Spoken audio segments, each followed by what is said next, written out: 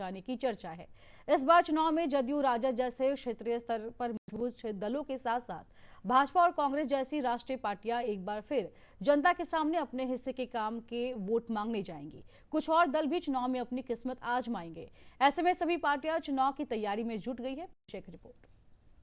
NDA की जिलेवार कार्यकर्ता सम्मेलन के सफलता के बाद गठबंधन ने विधानसभावार सम्मेलन करने का निर्णय लिया है। संभवतः 15 जून से एनडीए का विधानसभावार कार्यकर्ता सम्मेलन शुरू हो जाएगा। इसमें गांव स्तरीय एनडीए के कार्यकर्ताओं का जुटान होगा।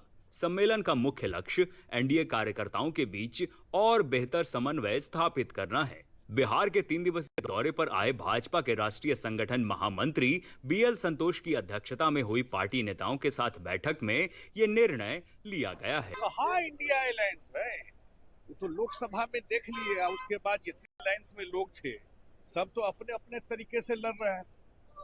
अब जो भी अपना ठीक है, राजनीति है, चुनाव है, अपना सबको अधिकार है करने का, लेकिन बिहार में जिस तरीके से काम हो रहा है और जिस तरीके से दोनों बजट में बिहार को केंद्र सरकार से सहयोग मिला है, तो लोग डबल इंजन की सरकार का फायदा बिहार के लोगों को मिल रहा है। उद्देश्य जो है आप जान रहे हैं कि चुनाव पास में है, एक मिलने का भी उद्देश्य था और इससे भी बड़ा चीज़ है कि एक यूथ का कार्यक्रम यहाँ पे ऑर्गेनाइज किया गया जिसमें टेक्निकल एजुकेशन से रिलेटेड, मेडिकल एजुकेशन से रिलेटेड जितने भी यूथ थे यहाँ के आसपास में, उनके जो एक ऑर्गेनाइजेशन है, उनकी एक संस्थान है, उन्होंने एक कार्यक्रम आयोजित किया था जिसमें यूथ से इंटरेक्शन का प्रोग्राम था। इंडिया गठबंधन के कोऑर्डिनेटर कमेटी की बैठक भी लगातार हो रही है।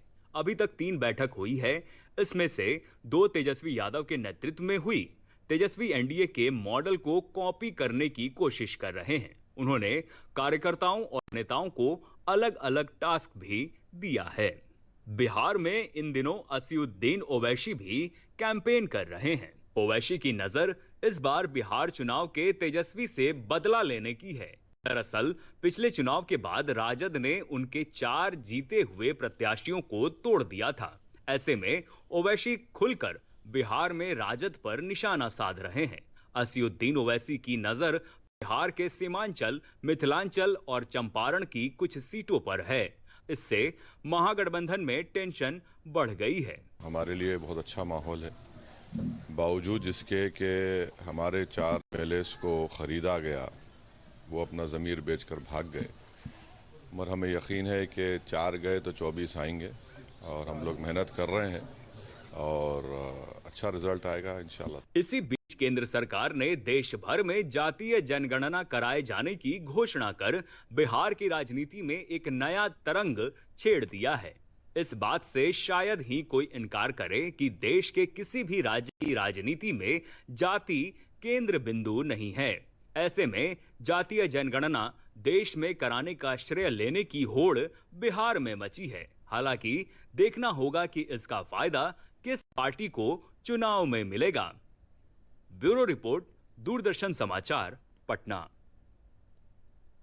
रेल मंत्रालय ने शेखपुरा जिला वासियों को नई स्मर स्पेशल